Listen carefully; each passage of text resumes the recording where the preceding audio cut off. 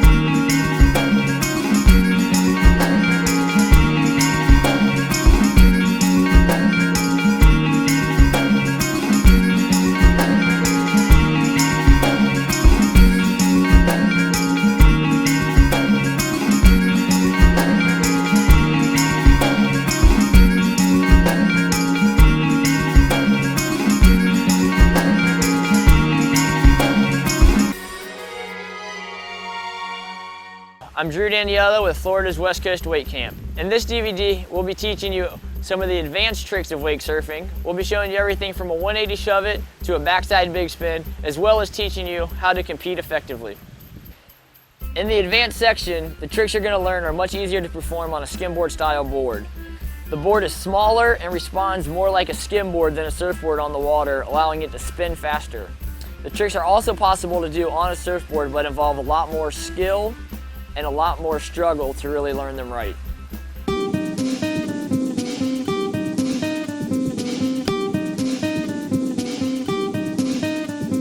The way to do the 180 shove it is you're going to want to generate some speed towards the boat. You're going to want to fade to the top of the wake as if you were doing an air, but as you go to pop your air, you're going to want to curl your back toes as if you were standing in the sand and digging your toes into the sand. As you pop your air, you're going to want to take your back foot and scoop the tail end of the board out away from the wake to spin the tail of the board behind you.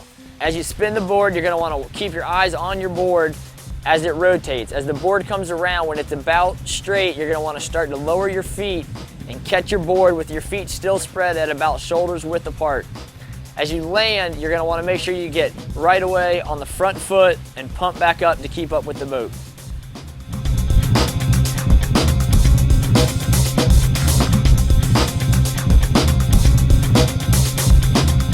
After you learn to 180 shove it, the next trick to do is a grab with a 180 shove it.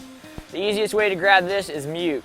You're going to do the same as a 180 shove it, only when you pop, you're going to try to pop and spin your board a little bit higher. Reach down with your front hand to catch the board after it completes a 180. Once you catch the board, put your feet back on it, land on the wake, get on your front foot, and catch back up to the boat.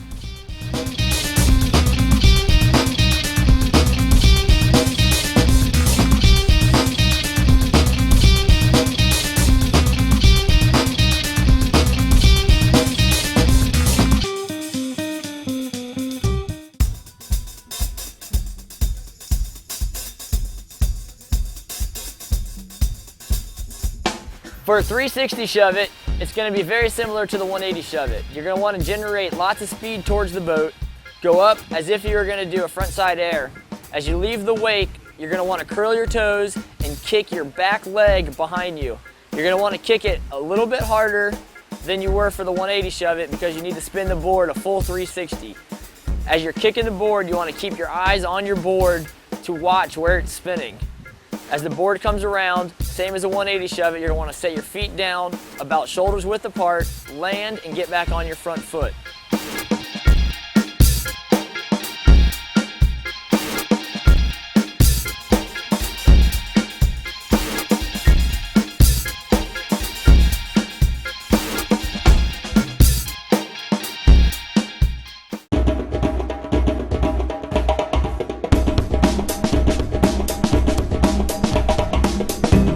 Once you've mastered a 360 shove it, the next trick to do is a grab with the 360 shove it. There's many variations of grabs. The easiest one is a mute grab, which will be your front hand grabbing on your toe side rail.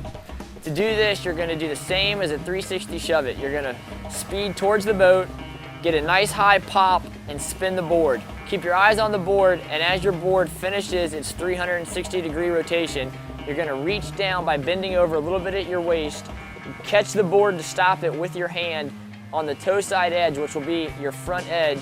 You're gonna then put your feet back on the board, shoulders width apart, release the board when your feet are on it, stand back up, lean forward, and catch up to the boat.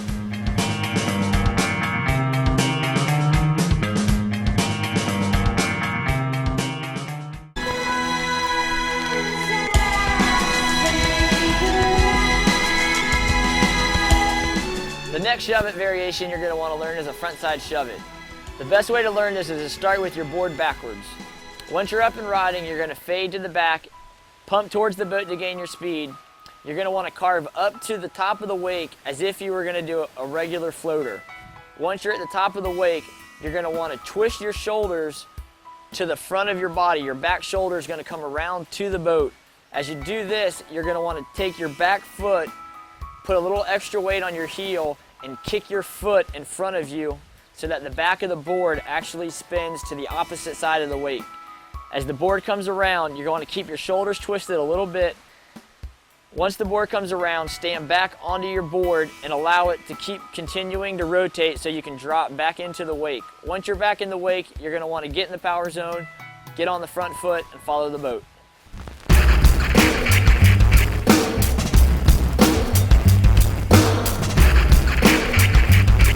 An alley-oop 180 is a backside 180 while you're riding front side on the wake.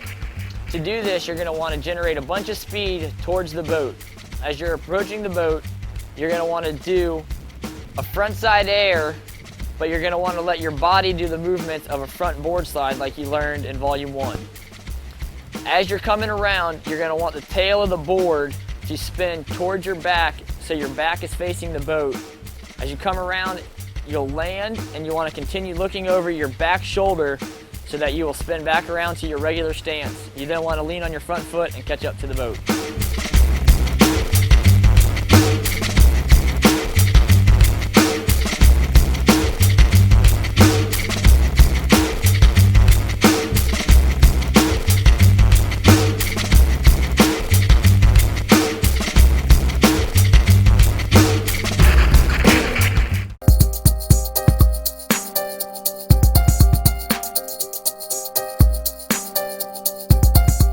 To add a little style to your alley-oop 180s, you can do a grab. The easiest grab is to grab with your front hand on your heel side edge up towards the nose of the board as you're coming around.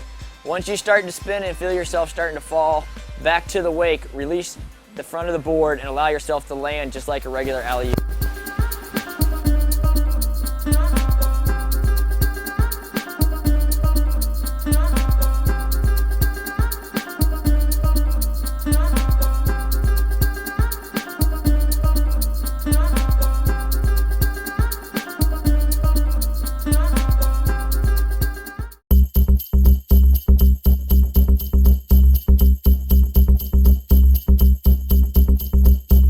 To do a 360, you're going to want to fade back on the wake to get some speed. Pump towards the boat. As you approach the boat with speed, you're going to want to crouch down a little bit by bending your knees. Take your back hand and stick it in the face of the wake, which will naturally start your board and your body to rotate. When this happens, lift up on your front foot a little bit so your nose can come up over the wake. Take your head, look over your back shoulder, and continue looking over your back shoulder until you come all the way around and spot the boat. As you come around, you're going to want to transfer your weight to the front foot and continue looking at the boat. This will help stop your rotation. Once you get straight, you're going to want to lean forward and catch up to the boat.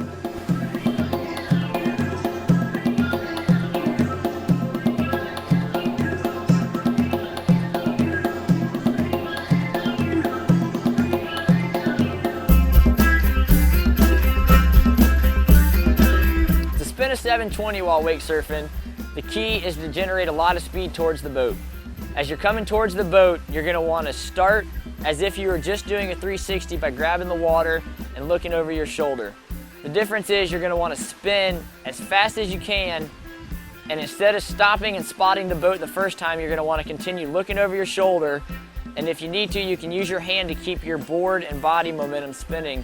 The second time you come around, is going to be like landing a 360. You're going to want to spot the boat, stop your head from spinning, and then stop your shoulders, which will allow your feet to stop, focus back towards the boat, and then continue riding.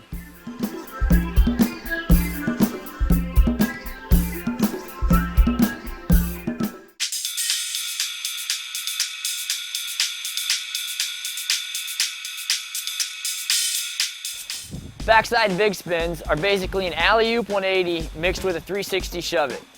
To do this, you're going to want to fade back on the wake and continue pumping towards the boat at a moderate speed. You don't want to be going as fast as if you're spinning. As you approach the boat, you're going to start as if you're doing an alley-oop 180 by popping and spinning to your backside. As you're spinning, you're going to want to hook your board by curling your toes a little bit and kicking your back foot behind you, which will then allow your board to spin underneath you. Continue watching your board as it spins. As the nose comes around, you're going to want to catch it. You're going to land switch.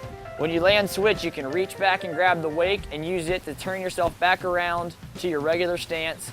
And then you're going to have to lean forward because your board's going to be backwards and start pumping to catch back to the boat.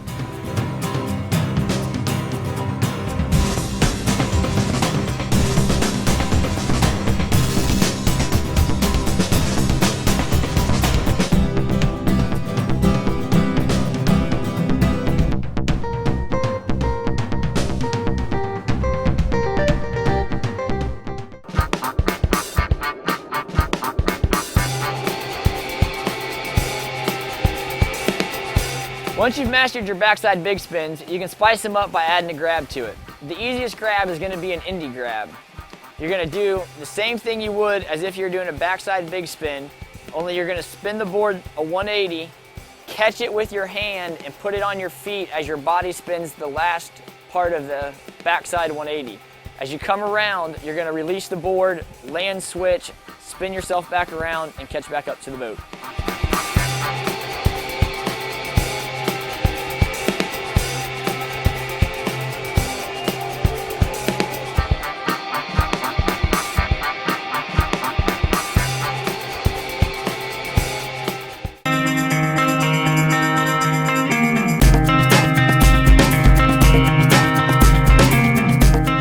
Board transfers. The trick to a board transfer is to feel really comfortable riding in the power zone to where you don't have to watch where you're riding at. You're going to hold your board out in front of you as if it was riding on the wake with you. You're going to fade back on the wake, slowly starting to gain momentum towards the boat. When you're about anywhere from 5 to 10 feet from the boat, you're going to want to fade to the top of the wake. As you fade to the top of the wake, you're going to want to leap off of the board you're riding out in front of you and pull the other board underneath your feet. Once you got the other board under your feet, you can release both rails, allow yourself to come down as if you just did a frontside air on the wake, and then just continue pumping and catch up to the boat and keep riding.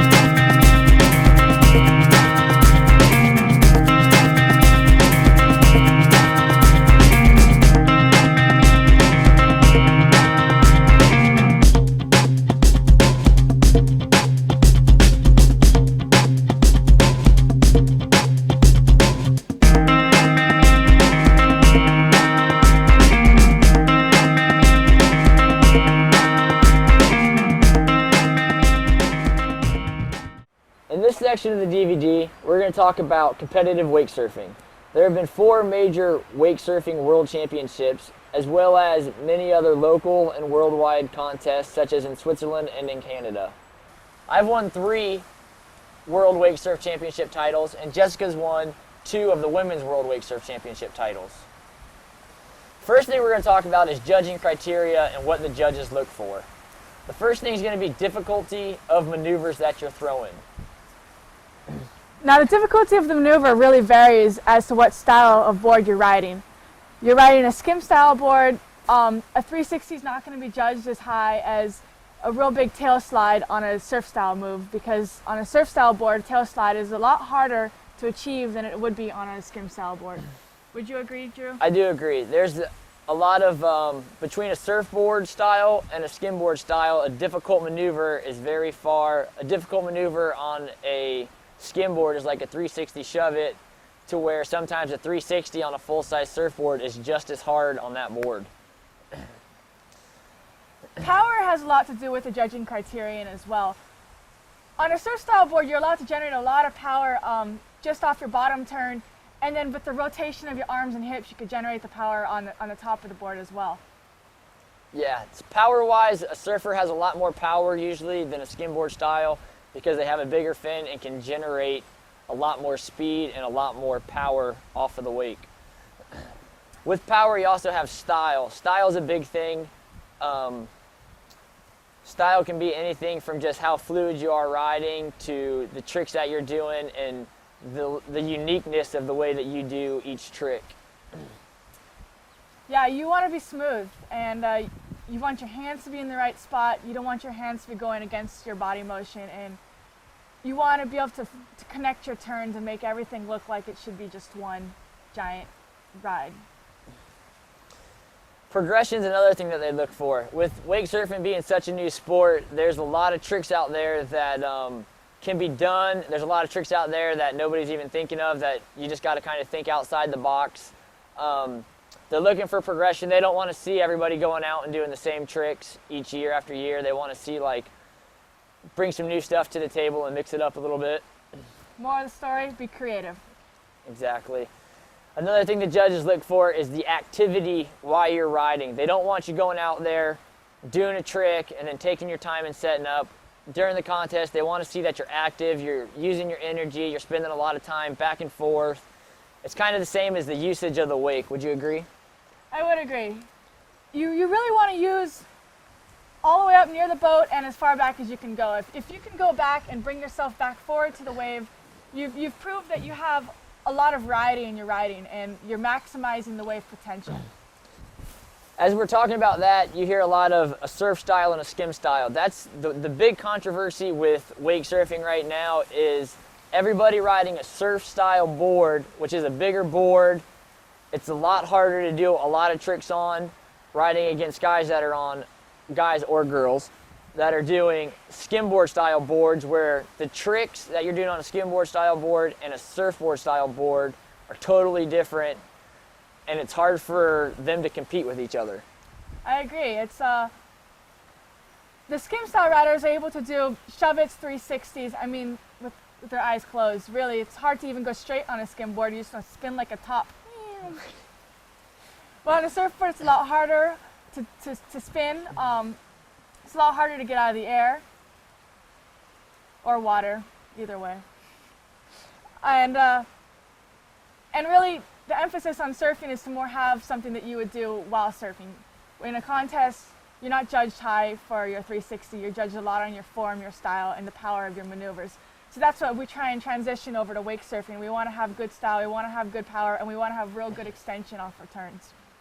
That's the biggest thing. It needs to be two divisions. You got surf guys that want to come out and want to do surf style. They want to do sprays, they want to do tail slides, they kind of want to flow, use the fins, generate the power that they can. And then you got a group of guys that are on skimboards that want to go out and try to get as radical as they can and spin their heads off and spin the board as many times as they want. And it really just needs to be broken down into two different divisions, because it's kind of unfair for the surf style guys to have to compete against somebody on a skimboard style board.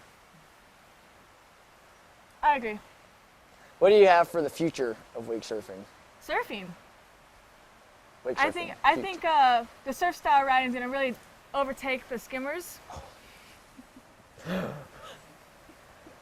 I think that wake surfing is really going to progress to the next level. I feel the waves are going to be getting bigger. More people are going to be attracted to the sport because you can do it everywhere. You're not limited to the coastline, and basically anywhere you have water access, anywhere you have a lake, you can wake surf. And I feel that surfers are going to start to cross-train with wake surfing, because it is like a contest wave. It's real small, continuous, like almost a treadmill, and so you don't have to wait for a wave You don't have to fear that a shark's going to eat you. You can go out there, have fun, and ride as long as you can, as long as your body can really handle. I got the same overall thing. Wake surfing is going to progress. You're going to get a lot of people unskilled out there on these big, long, super big surfboard things, and then you'll get a smaller group of people that can ride and get on a skimboard, and they're really going to progress the sport. But I think wake surfing is going to get bigger. Hopefully they'll break it up into 2 divisions so we can have 2 different styles and really push to what it can be at its fullest, I guess.